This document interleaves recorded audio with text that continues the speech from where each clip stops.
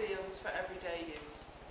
And we did a brainstorming and had a very lively discussion. Well, I think it's more multiple discussions.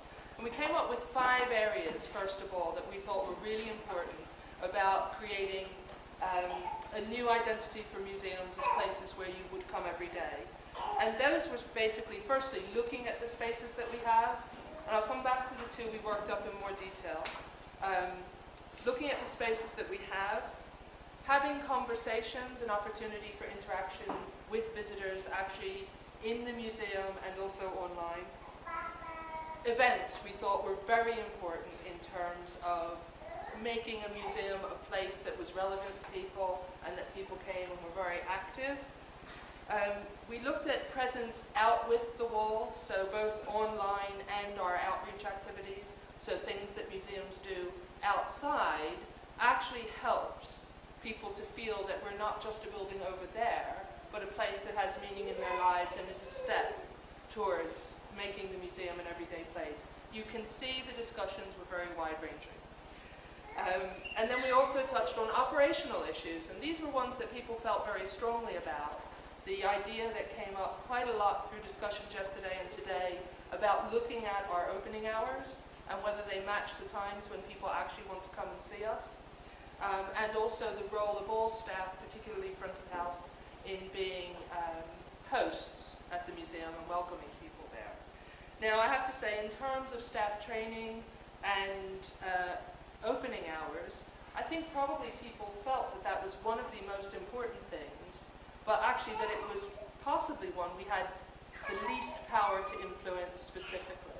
So while flagging it up as important, it wasn't one that we worked up in more detail. So the 2 we focused on were spaces and conversation and interaction with our visitors. And I'm going to paraphrase what I've been told, but if I miss anything important, please sort of leap up and say. On the spaces, it was really about how do we create really comfortable and welcoming spaces within our museum where people can just hang out, not necessarily be doing stuff, but to be there and to be comfortable and to feel it's a welcoming place. And we thought to move that ahead, one thing was those spaces would look different depending on the different museums, and we needed to recognize that, so that the solution would be slightly different for each museum and appropriate to each. But that probably a first step along that road would be to ask people what they felt would be a welcoming and comfortable space, and maybe to try a few low-cost things as pilots, and then ask people how did they work, and therefore go from there. So that was the first thing. Shelby, is there anything you want to add to that? No, I think we were really looking at not only just the museum visitor that we already have coming to the museum, but also finding out from our local community what would make you come to the museum and feel more comfortable coming to the museum, and how could we make our museums more available to the community for different things. We do run up, one of the issues we had to talk about though was, we can't just invite community organizations to use our space because we rent them out. We'd have to look at some of those kinds of practical obstacles, because we were working on some of Nina's suggestions, the knitting clubs and, things like that. But having, some of our organizations feel more welcome to use our museum spaces for their meetings or, book clubs or whatever it is. But how do we get around some of the other practical obstacles of rentals and some of those kinds of things that we also have to be responsible for.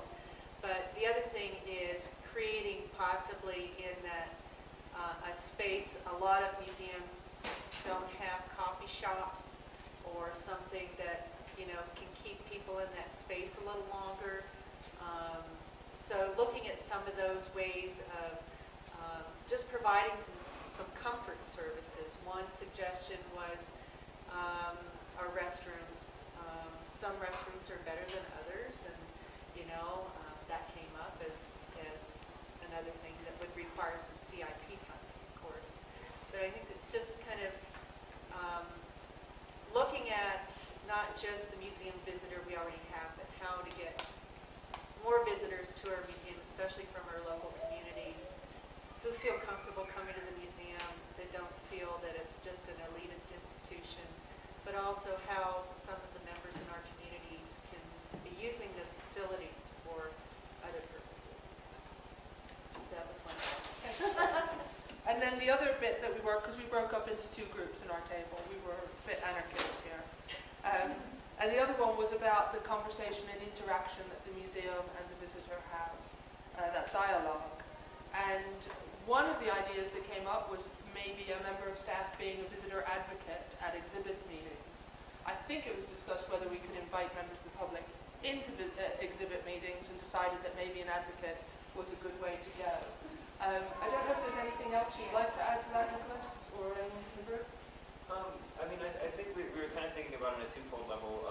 First, with what you already said about how staff would engage with visitors in general, and then the other side being how do we bring community organizations and have them even feel like they're a part of our exhibits planning process. And I think this is something that happens in the exhibits process, just depending on individual projects that each museum carries out, but thinking about it as an institutional whole, that we always want to be inviting community groups in so that nobody ends up feeling left out. I think that's been something.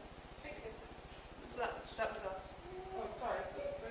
Yeah, I think there's recognition that the first people that the visitor meets are the guards. And we talked about guard training and how can they be more welcoming, how can we make them more knowledgeable about the exhibits,